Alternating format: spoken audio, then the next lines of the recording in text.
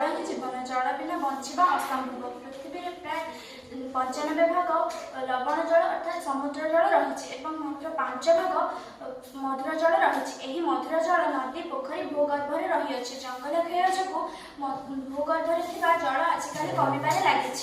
समस्या समाधान करने आमको वर्षा जल संरक्षण एवं जल को क्षय होबार रोकवाई पड़ो। आम मैंने दैनंदिन जीवन में देखी जाऊे बेले बेले छातर टांकी उपर जल आपे आपे बाहरी आसी था। आम आम अजाणता बसत विद्युत मोटर को बंद करने भूली जाऊ।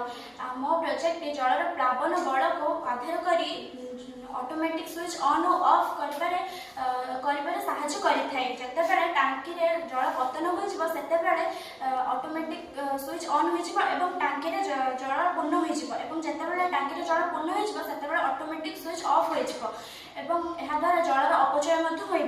द्वारा घरे घरे टांकी जल बाहर ना कि जल अपचय हो कि जल ह्रास हो।